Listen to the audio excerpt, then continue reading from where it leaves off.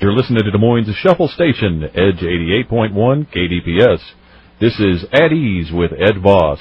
Joining me on the phone from Washington, D.C. is Senator Chuck Grassley. Hey, have I ever talked to you before? No, I don't believe you have, Senator. Well, I'm always glad to meet new people. Well, me too. Yeah, how you doing? Are you a lifelong resident of Des Moines? I grew up on a farm south of Oskaloosa. Your last name is Vos, okay, and does that make you a Dutchman? It does make me a Dutchman. Yeah. If you don't, you can be a Dutchman even if you don't have Van in front of your name? You can. Okay. Well, here's why. My mom was a Van. Okay. So that's how I can do that. It's a very old and overused joke, but you know why Dutchmen use van? No, I don't. They can't spell truck. Oh, I see.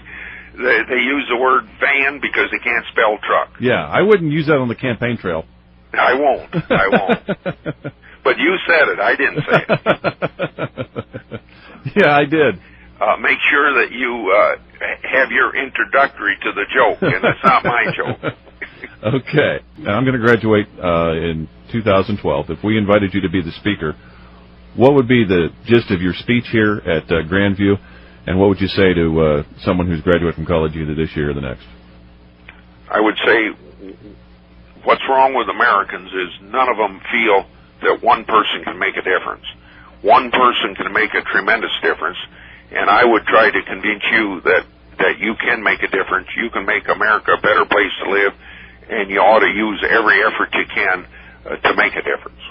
And I spent 20 years in the military, so I didn't really get involved in politics. I tried to kind of stay out of it. I did. There were a couple times I didn't vote when I was at sea or deployed, but it's not just me. It's changed, hasn't it?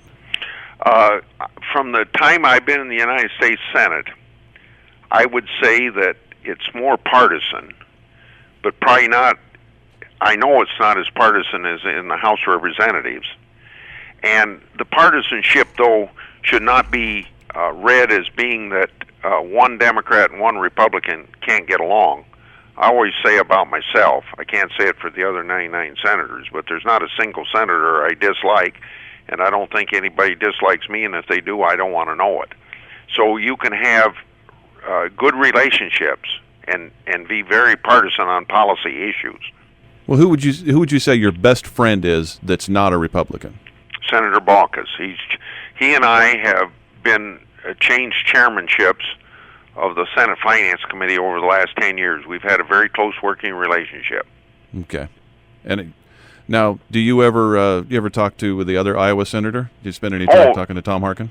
Oh, yes. Tom and I disagree on national issues, but we never attack each other, and we get along personally very well.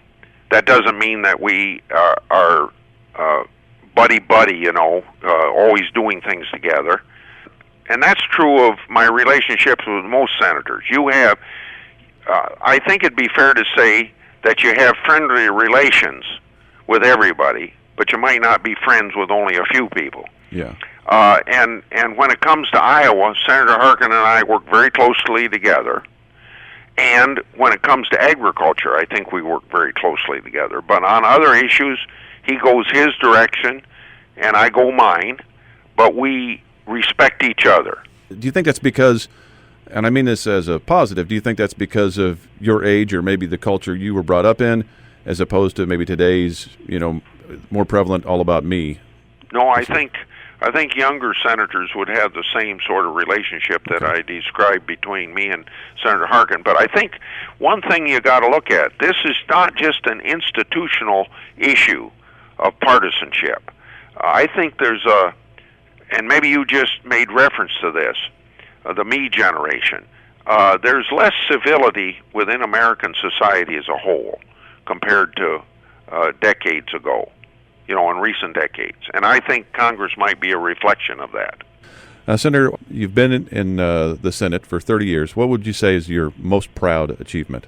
Probably overriding any number of legislation I could tell you I got passed. I think I would categorize my oversight work. The word oversight might not mean much to people, but checks and balances does. Congress passes a law, and then most everybody just lets the president enforce the law.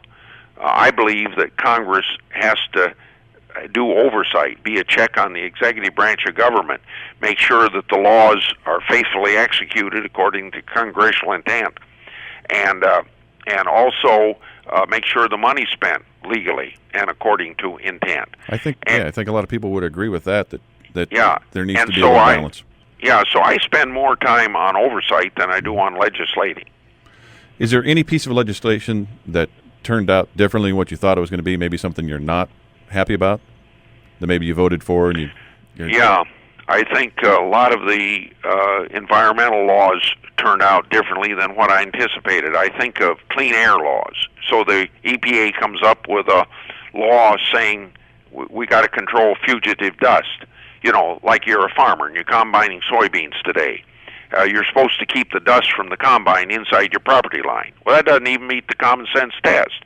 But under the Clean Air Act, they say they have the authority to regulate fugitive dust. Well, only God determines when the wind's going to blow, and the farmers can't control the wind. So how does the EPA think that the farmer's supposed to farm if he's got to keep the dust inside of his property line? Thank you, Senator. I appreciate your time. Thank you very much. Goodbye.